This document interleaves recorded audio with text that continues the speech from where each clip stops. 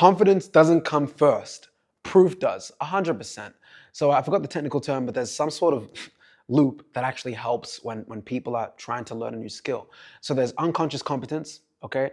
Rather, there's unconscious incompetence, then there's conscious incompetence, then there's conscious competence, and then there's unconscious competence. So for example, when you're walking as a kid, you're gonna keep falling over. You're 0, you're 1 year old, you're a couple months old, you're gonna keep, fall over and they clap for you like, oh, try again. And then you start to understand how to walk, but like you're consciously incompetent, like your legs are wobbly, it's a bit difficult. And then you get consciously competent. So now it's like, okay, I'm deciding to walk. And then you just wake up out of bed when you're like 4 and you just start walking. And maybe you walk too much for all the parents watching, right? So, when it comes to things around, competence and confidence and before, yes, you have to always take action. The action is the prerequisite to the result. And a lot of people try to get the result before getting the action. It's like, imagine you said you wanted a 6-pack, but instead you're always going to McDonald's instead of actually trying to go to the gym to get the 6-pack. Right now, I don't have a 6-pack right now. I did for how old am I? 26. For the last 10 years, from 14 to 24, I had a better 6-pack than 90% of you guys watching. I don't have a 6-pack right now. I understand for me to have a 6-pack, I gotta stop eating donuts every time I close a deal. I understand that I'll need to run more and get back on the court more if I wanted to do that, or I'd have to do more ab-related exercises, right? But everything is a cause and effect, and it's being clear about that, which allows you to take the action that gives you the confidence. And it's interesting, confidence is really just your brain also saying, hey, we've got patterns here. We've got patterns here. When I got on a sales call, actually I had a sales call this morning on my way to my haircut. We had a lead come in 2 minutes. It was a UK lead. They had like a bakery. It was a Nigerian woman.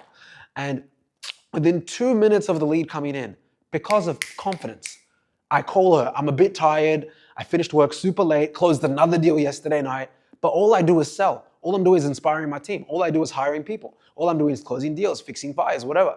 So by the time I'm on the phone with her, and it's already 11 p.m. at night, she booked a demo for me and her to do next Saturday on Valentine's Day. And initially I was like, hey, I just saw your booking. What's your name? Da, da, da, da. We go a bit of back and forth. And I'm like, hey, listen, we can just talk tomorrow morning, UK time if you want. And she's like, yeah, let's do that. And then I realized, just because I wasn't too sure how qualified the lead was, I started basically doing the demo with her unconsciously just to get it out of the way while I was driving to this barber cut.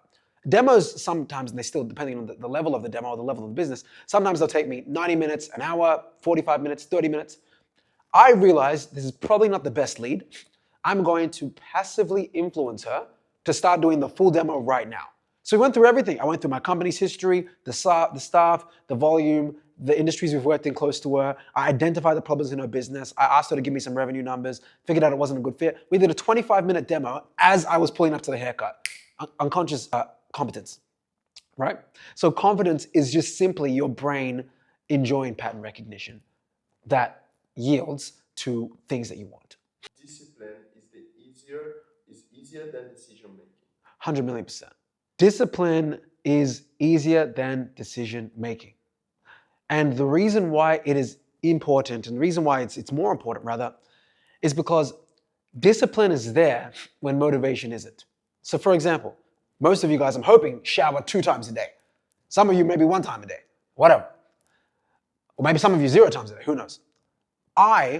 One could say one's disciplined. I just wake up, have a piss, go shower, get my day going. Boom. Like is that discipline or is that just habit?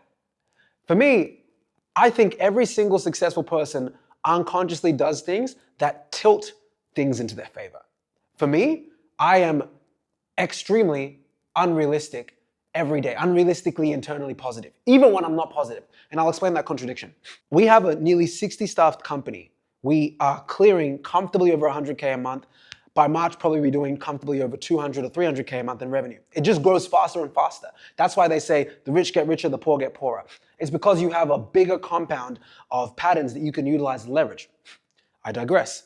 So my leverage is even when things are going bad and my operations manager is complaining and my HR manager is stressed and we have an account manager leave or we have a client that's complaining or someone tries to sue me or someone tries to mess over my other brand, Kosa, someone tries to report us to Channel 9 because of my other content business, I literally say, let's get it, this is perfect. Guys, and I literally ask my account managers, ask my operations manager, every time things get really difficult or they get stressed, I say, guys, this is simply a result of fast growth. This is simply a result of us smoking everyone else in the industry. That's exactly why we're facing these problems. Because other people cannot deal with these problems. That's why we get to deal with them. And then do you know what happens, guys? By this time next week, we're going to be happy that we solved it. And we're going to be, instead of a top 2% company in the industry, in Asia Pacific, we'll move to the 1%. And then we're going to find another big problem, and we're not going to like it, and then we're going to move to the top 0.1%. And then we're going to have another big problem, have another big fire, have another big enemy, another big op, and then we're going to overcome it just like we've done